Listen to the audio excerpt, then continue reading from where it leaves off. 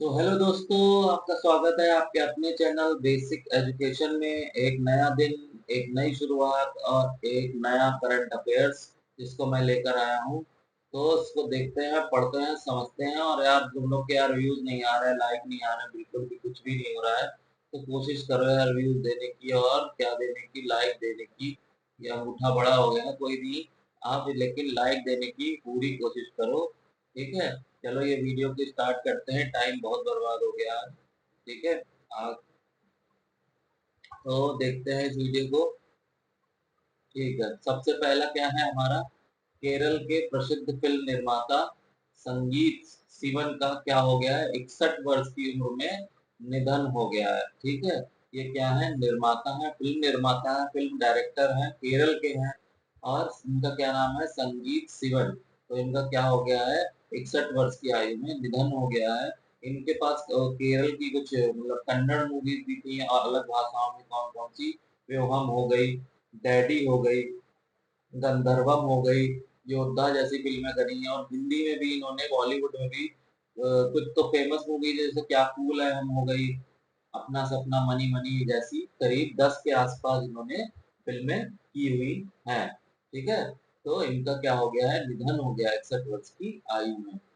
समझ आ गया। अब आगे देखते हैं। आगे बात हो रही है हमारे क्रिकेटर युजवेंद्र चहल जी की बात हो रही है। ठीक है, लास्ट वीडियो में भी हमने इसकी इनकी एक बात करी थी। ये ब्रांड एम्बेसडर बनाए गए थे, कहाँ के, गुरुग्राम के। तो इस वीडियो में किस लिए बात हो रही है, क्योंकि इनको इनके हाँ नाम एक खिताब हासिल हुआ है कि ये सबसे ज्यादा विकेट लेने वाले भारतीय गेंदबाज बने हैं।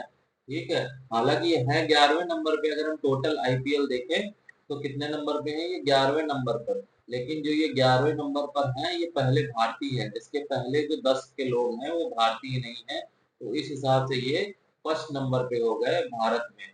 कौन से नंबर पे, फर्स्ट नंबर पे पहले भारतीय हो गए जिन्होंने कितने, 350 विकेट लिए हैं। कितने, 350 विकेट।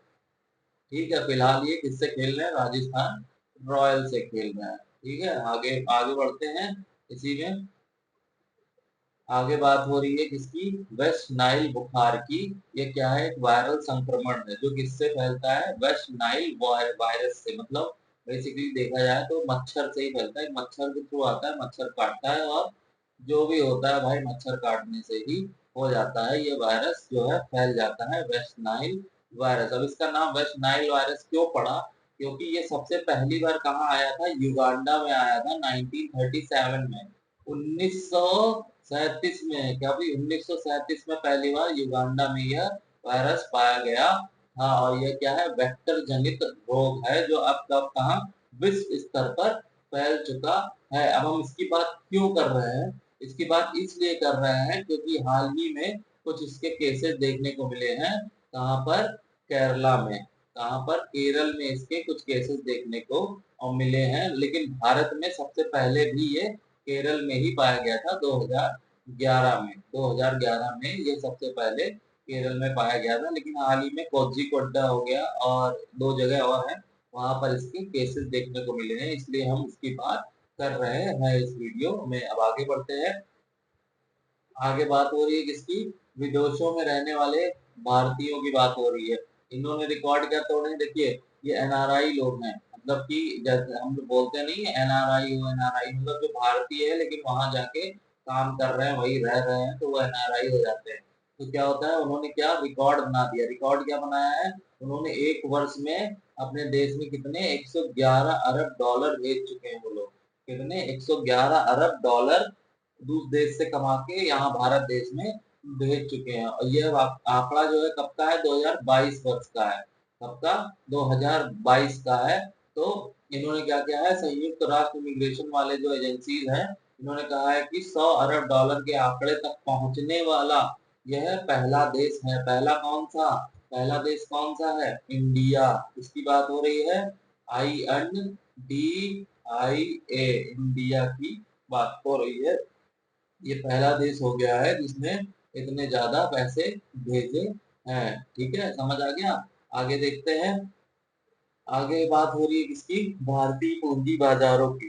भारतीय पूंजी बाजारों में क्या, पार्टिसिपेटरी नोट्स, के माध्यम से क्या निवेश फरवरी 2024 के अंत में कितना आया है, 1.5 लाख रुपए तक पहुंच गया है। कितना, 1.5 लाख रुपए, 1.5 लाख करोड़। ठीक है, 1.5 लाख रुपए तक पहुंच गया है, जो लगभग 6 वर्षों में सबसे उच्चतम है। कितना, सबसे उच्चतम है। क्या क्या चीज की बात हो रही, पी नोट्स, इसका शॉर्ट फॉर्म है पी नोट्स, और वैसे फुल फॉर्म देखें तो पार्टिसिपेटरी नोट्स की बात हो रही है पूंजी बाजारों में। ठीक है, यह कितना, 1.5 लाख रुपए पहुंच गया है, जो काफी बड़ा उछाल है इक्विटी में, ऋण में, ये सब जो भी चीजें होती हैं। अब आगे बात हो रही है नेक्स्ट की, उत्तराखंड सरकार की। अब देखिए उत्तराखंड सरकार क्या हुई, सर्वोच्च न्यायालय में गई, सर्वोच्च न्यायालय में गई और उन्होंने क्या कहा कि भाई अब जो भी जंगल जल रहे हैं, ऐसी कोई भी आपातकालीन स्थिति है ही नहीं उत्तराखंड में, सब खत्म हो गई है। और यह प्रस्तुत करने के बावजूद भी कितने, राज्य वन विभाग ने 8 मई को 40 नए मामले की सूचना दे दी। मतलब नाक कट गई, एकदम उत्तराखंड सरकार की नाक कट गई। ठीक है, अब ये गए वहां पे सब बोला, पीछे से जाके ये क्या, राज्य वन विभाग ने कहा भाई 40 जगह 40 मामले और आए, आग लग गई है। तो यह इनकी क्या, उत्तराखंड सरकार की ऐसी तैसी हो गई। तो यह 8 मई 2024 को यह इन्होंने क्या रजिस्टर किया था। ठीक है, इतना समझ आ गया। और आगे बढ़ते हैं इसी में। तो नेक्स्ट क्या कह रहा है, स्कॉटिश नेशनल पार्टी यानी एसएनपी के अनुभवी कौन है, जॉन स्विनी की बात हो रही है, को पार्टी के नए नेता के रूप में क्या कर लिया गया है, चुन लिया गया है। इस जिससे उनके लिए क्या, स्कॉटलैंड के पहले मंत्री के रूप में हमजा यूसुफ के उत्तराधिकारी बनने का मार्ग प्रशस्त हुआ है।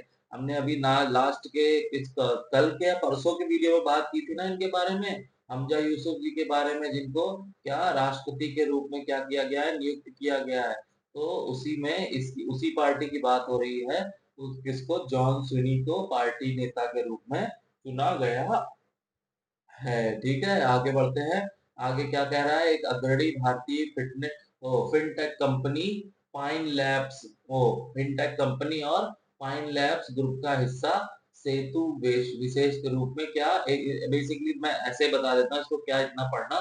देखिए इन्होंने क्या एक एआई डेवलप किया है, जिसका नाम क्या है, सेसम करके उसका नाम है, जो क्या है, पहला लार्ज लैंग्वेज मॉडल है, जो किसमें हेल्प करेगा, बैंकिंग में, वित्तीय सेवाओं में, बीमा में, ये सब क्षेत्र में इसको डिजाइन किया गया है, जो जिससे क्या होगा, यह बहुत विकास के क्षेत्र में हमें बहुत वो हासिल करेगा, आगे क्या बोलते हैं उसको, प्रोग्रेस हासिल करेगा। एआई की बात हो रही है बेसिकली यहाँ पे।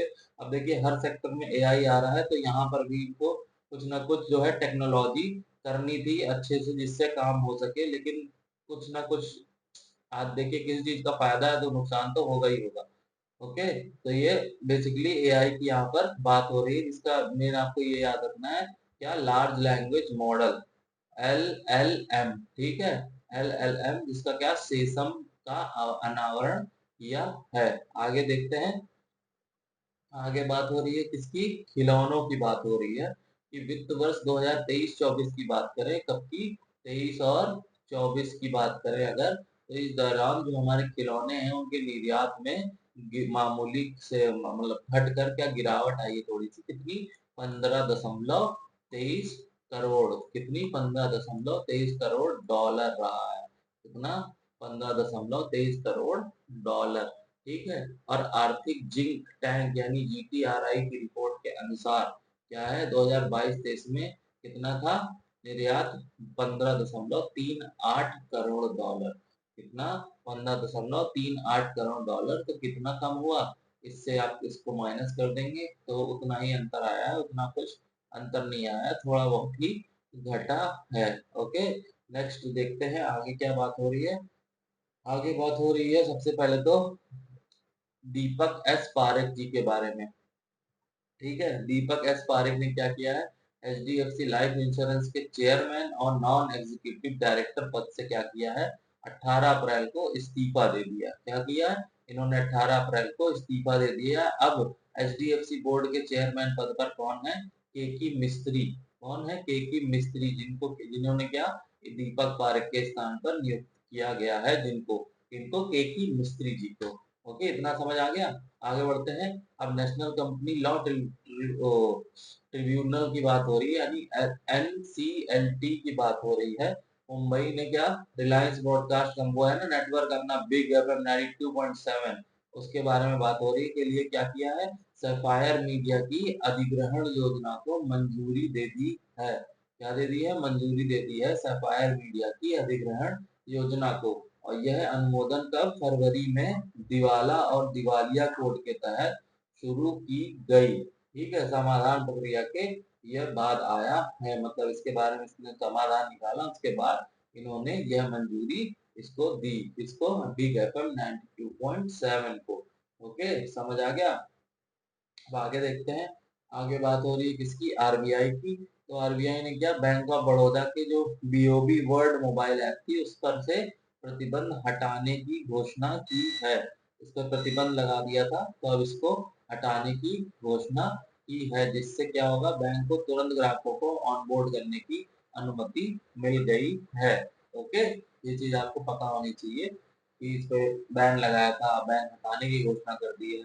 अब नेक्स्ट क्या है, एक सहयोगी प्रयास से क्या, एचडीएफसी बैंक और अटल इनोवेशन मिशन यानी कि एनआईटीआई आयोग के तहत FY24 में क्या, कुल कितना, 19.6 करोड़ रुपए का अनुदान प्रदान करके भारत में क्या, सामाजिक क्षेत्र के स्टार्टअप को सशक्त बनाया है। मतलब कि ये उसकी बात कर रहे हैं, जो आपका आपका लोन नहीं मिलता, कुछ बिजनेस करना हो, ऐसा कुछ करना हो, तो उस तरीके की, तो इन्होंने क्या, इतने इतने करोड़ रुपए का अनुदान प्रदान करके एक स्टार्टअप को नया राह दिखाई है। ठीक है, और परिवर्तन, क्या परिवर्तन स्टार्टअप ग्रांट प्रोग्राम के रूप में जानी जाने वाली इस बैंक ने 21 इन्क्यूबेटरों को, सॉरी, इनक्यूबेटरों को माध्यम से क्या, 170 स्टार्टअप का समर्थन किया है। कितने, 170 स्टार्टअप्स का समर्थन किया है। कितने रुपए के साथ, 19.6 करोड़ रुपए के साथ। ठीक है, तो ये क्या था, आज का वीडियो था। होप आपको समझ आया होगा। अगर समझ आया हो, वीडियो सच में जेन्युइनली अच्छा लग रहा हो, तो क्या कर दीजिएगा, उसको लाइक कर दीजिएगा। क्या कर दीजिएगा, वीडियो को बिना लाइक किए आपको नहीं जाना है। और पसंद आ रहा हो तो शेयर भी कर दीजिएगा। क्या करना है, शेयर कर देना है आपको। और शेयर के साथ साथ एक कमेंट भी छोड़ दीजिएगा, जिससे हमें भी थोड़ा सा ये लगे कि हाँ, लोग देख रहे हैं, समझ आ रहा है। ओके, तो तो फिर ये वीडियो में जो भी जैसा है वो आप पढ़िए, समझिए, और फिर मिलते हैं नेक्स्ट वीडियो में अगले दिन के करंट अफेयर्स के साथ। ठीक है, तब तक के लिए क्या, बाय बाय।